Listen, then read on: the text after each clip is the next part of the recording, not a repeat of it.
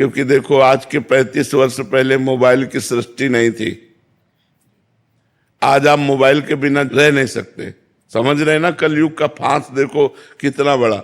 आज के 35 वर्ष पहले मोबाइल नहीं था और सब आराम से जी रहे थे, सब काम चल रहा था। अब हर एक के पास मोबाइल है, बच्चे से लेकर जवान तक, रिक्शा वाले से लेकर के सबके पास है। अब मोबाइल एक जीवन का अंग बन गया है। कलयुग का कैसा प्रभाव कि हम हर समय बहिर्मुख बने रहे। अब आगे पता नहीं और कौन सा हाल आएगा कि हम भजन कर पाएंगे कि नहीं कर पाएंगे। बहुत खतरनाक है। दृश्यों से बचने के लिए, संसार से बचने के लिए माई बाप परिवार सबको छोड़कर हम भगवान के मार्ग में आए। और मोबाइल हजारों से संबंध जोड़ देता है। अब वो नंबर है, अब हमें जरूरत है, कोई समस्या आई तो हमें भगवान से बात करनी चाहिए, लेकिन हम भगवान को भूल गए। हम व्यक्ति को फोन लगाएंगे, गए हमारा साधुता कहाँ है? साधुता तो ये है कि हे भगवान, आपके सिवा हमारा कोई नहीं, मेरे तो गिरधर गोपाल दूसरों न कोई, प्रभु आपके सिवा कोई नहीं। आप देख लो, आप चाहे विपत्ति में डालो, चाहे आप खुशी दो, अब आपसे ही है। नाथ बचा लो, मैं आपके। ये तो आया भक्ति। मान लो कोई पदाधिकारी, फोन नंबर ले लो, हमारा कभी काम, भैया हमें नहीं जरूरत है। आज तक की जिंदगी तुम्ही से थोड़ी चलती रही, जिससे चल रही वही चला रहा है। हमें कोई फोन नंबर, बहुत दूर रहे यंत्र, टीवी, फोन, ये सब।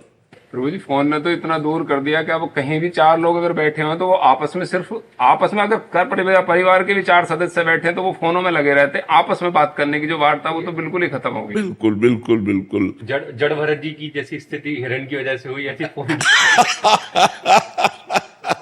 ठीक है, कहीं ना कहीं पतन का कारण बन रहा है। छोटे छोटे बच्चे, भाई बहन सब इन्हीं को देख देख करके बहुत ही पागलपन चढ़ा देता है। जैसे हम कोई दृश्य देखें ना तो उसका प्रभाव पड़ता है। अगर हम सत्वगुण दृश्य देखें, मोबाइल में कुछ अच्छाइयां भी हैं कि आप लोग बैठे हो मोबाइल की वजह से बैठे हो, नहीं आप प्रवचन सुने और आप आए।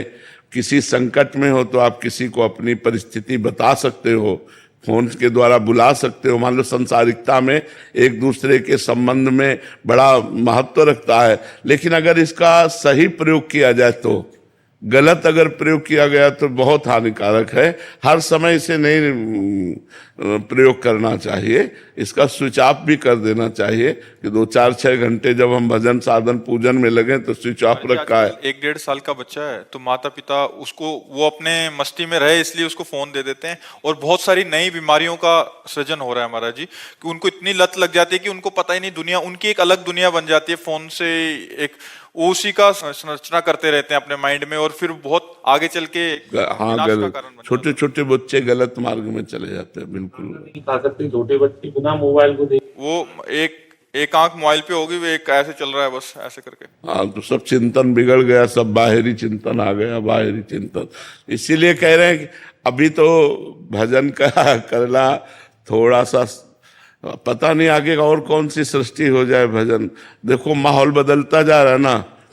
हमें लगता है 30-35 वर्ष ही पहले की बात है, गर्लफ्रेंड बॉयफ्रेंड नहीं था, लिव इन रिलेशन नहीं था। देखो नई नई चीजें आ गई ना विषय सेवन के लिए। आगे पता नहीं और कौन सा ऐसा प्राविधान आ जाए जिसमें पशुता बढ़ जाए, मनुष्यता ही ना रहे, पशुता ही बढ़ जाए। कैसे भजन होगा? भजन और भोग एक साथ नहीं होते। महाराज जी, सिंगल फैमिली में थोड़ी परेशानी आ जाती है, जैसे मिसेज है और फोन, बच्चे, एक छोटी बच्ची है, उसको दिखाने के लिए फोन देख मजबूरी पड़ जाती है। अकेले मैं अपनी ड्यूटी पे चला जाता हूँ। लेकिन 35 साल पहले की वो क्या था, बच्चे नहीं थे क्या? ज्वाइंट फैमिली हुआ कर? नहीं भाई, ऐसा नहीं कि 35 साल सब ज्वाइंट फैमिली, लोग देश विदेश भी जाते थे, लोग कार्य भी कर, ऐसा थोड़ी कि 35 साल से ही कार्य का विकास हुआ है, ऐसा नहीं है। पहले भी था। तो धायमा रखी जाती थी। अगर आप बहुत बिजी हो, पति पत्नी दोनों नौकरी में हो, तो धायमा रखी जाती थी जो बच्चे की सेवा सुरक्षा व्यवस्था करती थी, और अपनी अपनी ड्यूटी से आकर अपने परिवार का प्यार भरा जो व्यवहार है वो करके ऐसे चलते थे। मोबाइल जरूरी थोड़ी, छोटे छोटे बच्चों को वो मोबाइल संस्कार उनका बिगाड़ देते हैं। अब देखो कौन बच्चा अपने माता पिता के पैर छूता है?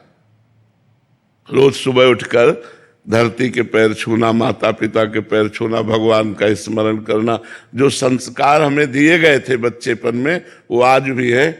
भैया ने सिखाया था, माँ ने सिखाया था कि उठते कराग्रे वस्ते लक्ष्मी कर मध्य सरस्वती, और पृथ्वी के पैर छूना और बड़ों के पैर छूना।